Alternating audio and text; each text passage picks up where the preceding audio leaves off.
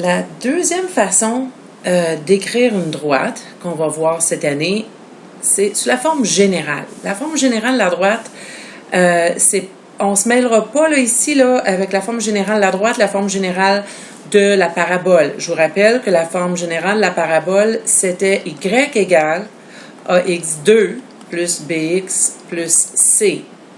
Donc, ici, il y avait le y qui était à gauche et le trinôme, si vous voulez, là, à droite. Tandis qu'ici, vous avez tout à gauche ou tout à droite. Là. Donc, autrement dit, ton x, ton y et la constante, s'il y en a une, c'est tout à gauche ou tout à droite. Donc, c'est comme tout dans un tiroir, là, si vous voulez, là, tout d'un côté. Si je prends, mettons, quelque chose de bien simple, okay, je prends cette forme fonctionnelle-là, où est-ce qu'on sait que ça, c'est la pente et ça, c'est l'ordonnée à l'origine. Bien, si je veux la transformer sur la forme générale, j'aurais juste à, mettons, tasser le y. Okay? Je pourrais mettre tout d'un côté égal à 0. Donc, c'est une autre façon de l'écrire. Si on fait y pour l'enlever d'ici, je vais faire moins y. Il va rester 0, y moins y, 3x, puis là, lui, il va venir s'insérer là, en ordre alphabétique. Là. Hein? X, y constante. Un peu comme en algèbre, là, le premier degré et ensuite le degré 0. Là. Bon, OK. Donc, on a 3x moins y plus 7. Ça, c'est la forme générale de la droite qu'on avait tantôt. Vous allez dire, ben ça se ressemble pas mal. Oui, dans ce cas-là, c'est vrai que ça se ressemble.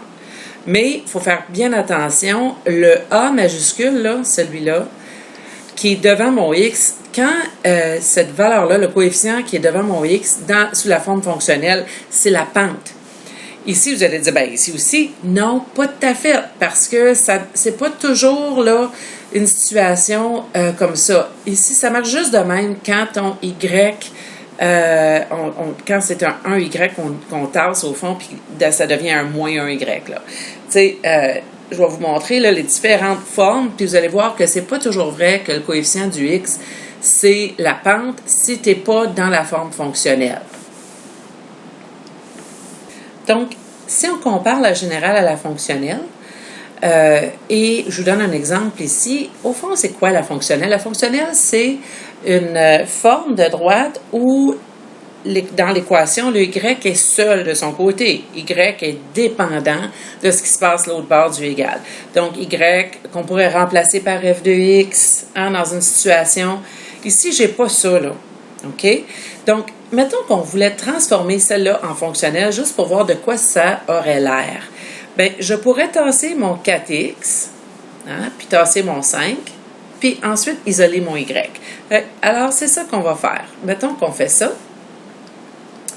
4x, je vais faire moins 4x de chaque côté. Ici, j'ai un 5. Je vais faire moins 5 de chaque côté. Et là, j'ai 2y est égal à moins 4x moins 5. Donc, je suis presque rendue à une forme fonctionnelle. Je vais isoler mon y et ça me donne y est égal à moins 4x moins 5 divisé par 2. D'ailleurs, quand tu as une générale, tu peux en tout temps, si tu veux, la transformer en fonctionnelle parce que tu es plus confortable avec ça.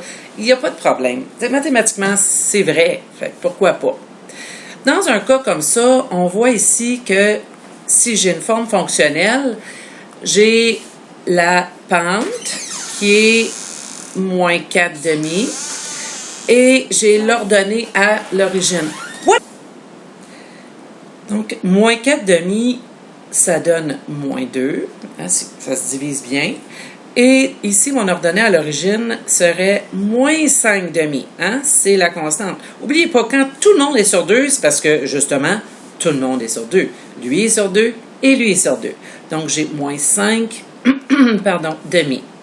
Donc, ma pente est de moins 2 et mon ordonnée à l'origine est de moins 5 demi. Donc, j'aurais pu l'écrire comme ça aussi, puis ça serait exactement la même chose. Donc, moins 4x moins 5, tout le monde sur 2, c'est comme dire moins 2x moins 5 demi. Hein, le 5 demi est déjà là. Bon, ça, c'est la forme fonctionnelle. Donc, on voit N'oubliez pas, là, c'est venu de ça. Donc, c'est pas vrai que le coefficient de mon x, c'est nécessairement ma pente. Donc, qu'est-ce qu'on peut faire pour trouver ça?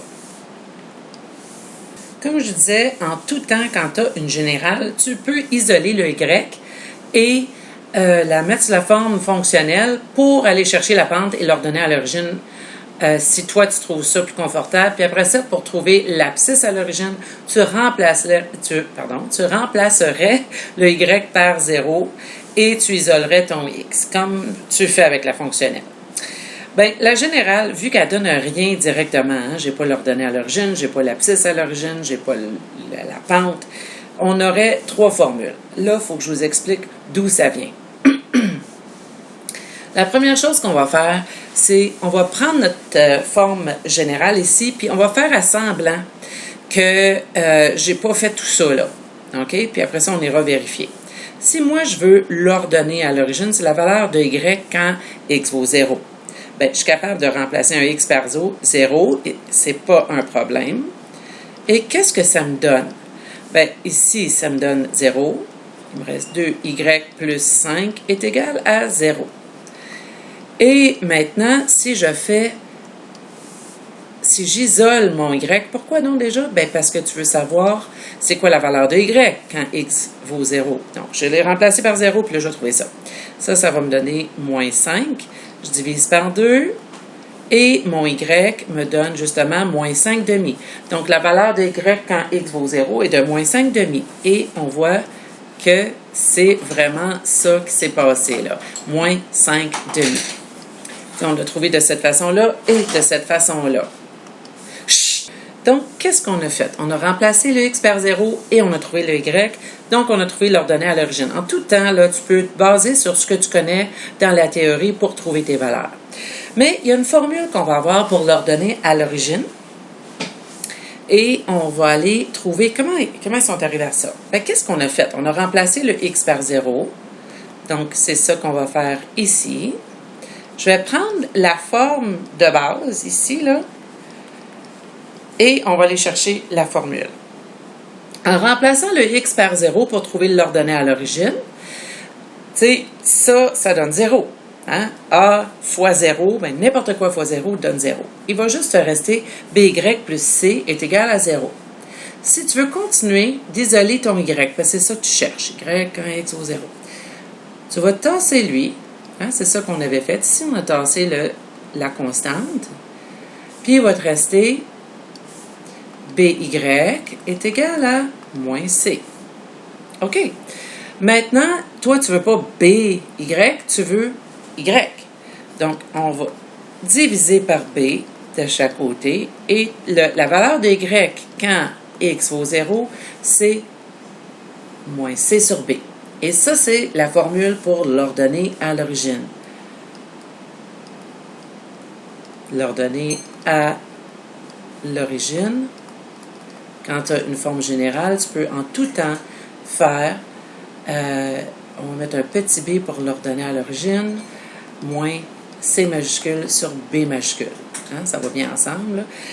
Dans le temps que les gens n'avaient pas de feuille aide-mémoire, ben, c'est une bonne façon de s'en souvenir, que le petit b là, donnait moins C sur grand B.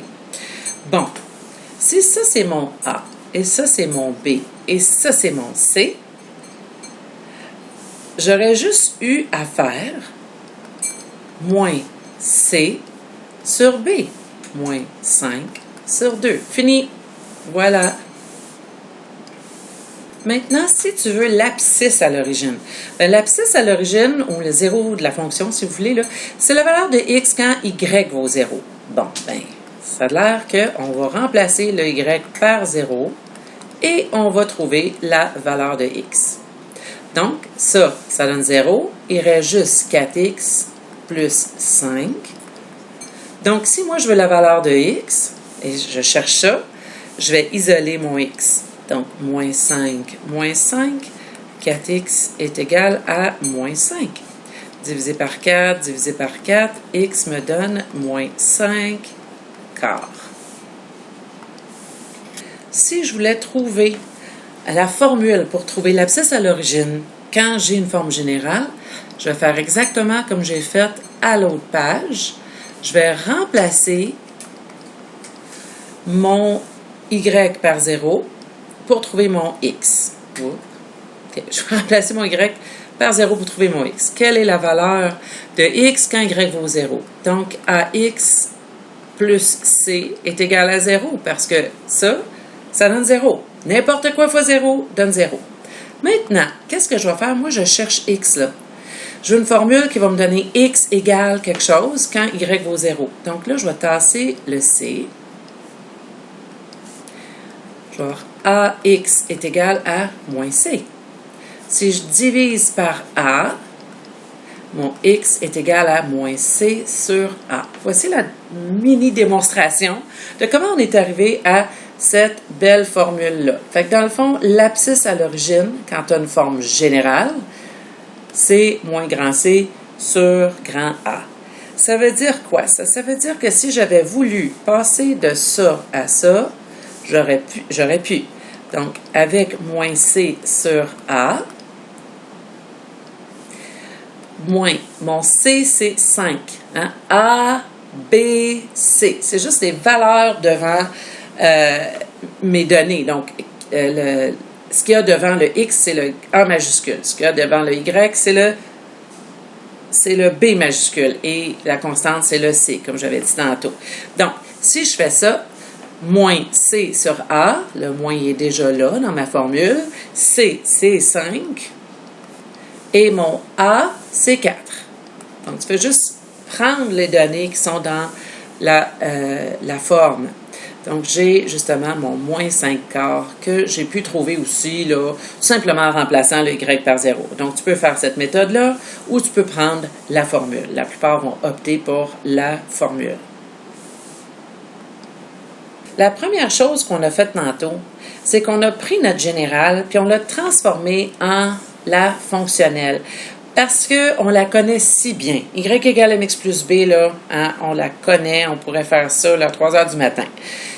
Bon, qu'est-ce qu'on a fait? On a isolé. J'ai tassé le terme en ax, dans le fond, là, le terme en x. J'ai tassé la constante, puis là, j'ai isolé mon y.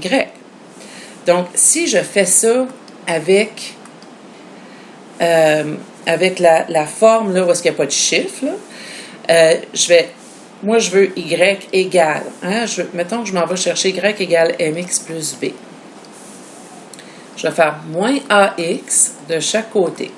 Et ça va enlever ces deux-là ici. Donc, ax moins ax, ça part. Il me reste by plus c est égal à moins ax. OK. Moi, je veux y. Donc, ça aussi, là, je peux lui donner une petite pichenote, là, puis lui faire partir au vent.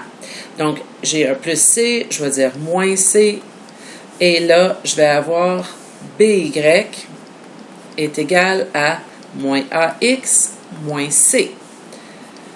Je vais diviser par B majuscule pour faire partir les deux B comme ça. Je vais avoir 1Y est égal à moins AX moins C sur B majuscule. Si vous remarquez, ce qu'on trouve ici, si je compare avec justement y égale mx plus b, je sais qu'il est écrit en haut, mais c'est pas grave. Quand tu as la forme fonctionnelle, ben oui, le coefficient du x, c'est la pente et la constante qui est là, c'est l'ordonnée à l'origine. Mais regardez ce que je viens de trouver là. Premièrement, quand tu isoles y, la pente, c'est moins a sur B, parce que lui est sur B, puis lui sur B. Hein, donc, les deux sont sur B. Donc, si je veux le coefficient du X, ici, c'est moins A sur B. Et l'ordonnée à l'origine, c'est moins C sur B. Où est-ce qu'on a vu ça, moins C sur B, non, déjà? Moins C sur B. Ben oui, tantôt, quand on est allé chercher l'ordonnée à l'origine, ça c'est l'abscisse à l'origine, l'ordonnée à l'origine ici, ce ne sera pas long, je vais vous montrer ça. Voyons.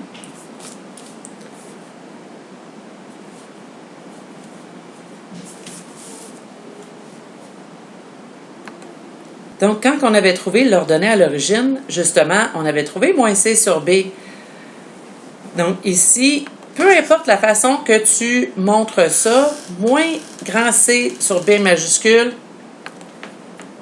donne l'ordonnée à l'origine. Bon, donc ça, c'est bien fascinant.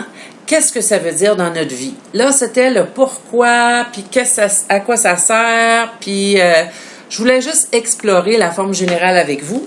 Donc ici, là, tu sais, dans vos notes de cours, Y égale MX plus B, bon, pente, ordonnée à l'origine, abscisse à l'origine. Tu sais, on avait fait la fonctionnelle. Tu sais, puis ici, la symétrique, on l'a pas vu encore, la symétrique, mais on sait que ça, c'est l'abscisse à l'origine, puis ça, c'est l'ordonnée à l'origine, parce que je vous l'avais dit, là, dans l'autre vidéo. Ben ici, là, qu'est-ce que tu veux que je te dise? On n'a rien directement. Rien. Donc, ce que tu peux faire, c'est dire, OK, j'ai rien. Par contre, je peux écrire les trois formules. Donc, si je veux la pente, je vais faire moins A majuscule sur B majuscule. Ça, moins lui sur lui, dans le fond. Tu n'es pas obligé de tout refaire ce que je viens de te montrer là, là. Tu as la formule. Après ça, si tu veux l'ordonner à l'origine, c'est moins C sur grand B, donc moins lui sur lui. Et si tu veux l'abscisse à l'origine, c'est moins C sur A. C'est important de comprendre d'où viennent nos petites formules et tout ça, parce que sinon, on fait juste, tu sais, n'importe qui peut faire, mettre un chiffre sur un chiffre, là. Mais il faut que tu saches pourquoi. Donc, moins C sur A. Ça veut dire que là, on va pouvoir faire un exemple. Hein? Ça, c'est intéressant. Donc, ici, la valeur de x quand y vaut 0, j'aurais pu faire, comme dans l'autre exemple, remplacer mon y par 0 et isoler mon x pour trouver la valeur. Sinon, si je prends la petite formule qui est a moins c sur a, qui est dans le fond, dans la formule de base, c'est déjà isolé quand y vaut 0. Donc, si vous retournez dans la vidéo, vous allez voir que cette formule-là, on l'a trouvée parce qu'on voulait chercher x quand y valait 0. Donc là, on va tout simplement le faire. Moins, qui est déjà ici. Mon c qui est là, c'est un moins 10 sur a qui est 5. Donc, on a moins 10 qui donne 10 sur 5, ça fait 2. C'est tout. Donc, tu n'as pas besoin de faire tout le tralala, mais tu peux si tu veux. Tu peux remplacer lui par 0 et là, isoler, puis dire, bon, plus 10, puis là, diviser par 5, puis ça va te donner la même chose, évidemment. Donc, si tu prends l'ordonnée à l'origine, quand tu as une générale, comment on trouverait ça, l'ordonnée à l'origine? Puis pourquoi qu'on veut trouver ça? C'est parce que c'est tellement pratique de savoir où ça croise sur l'axe des Y et où ça croise sur l'axe des X. Tu peux tracer, ça te donne une bonne idée de ce que tu as devant toi comme droite. Bon, ça c'est moins C sur B. Donc, moins 10 sur 2. Et ça donne 5. Et pour la pente, c'est tout simplement moins A majuscule sur B majuscule. Donc, moins A, moins mon A ici, c'est 5, sur B, qui est 2. That's it, c'est ta pente. Donc, si on a un abscisse à l'origine de 2, mettons, et un ordonnée à l'origine de 5,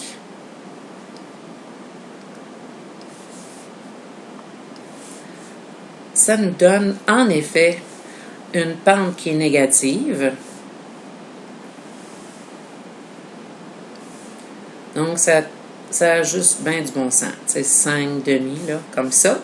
Donc, ça, c'est juste pour vous montrer que tout se rattache ensemble. C'est pas juste un paquet de chiffres.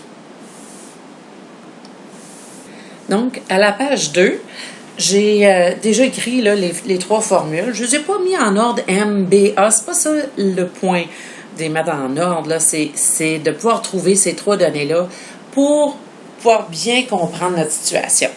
Donc, ici, j'ai le A majuscule, c'est un 2. Le B majuscule, c'est un moins 1. Hein, on peut le mettre là.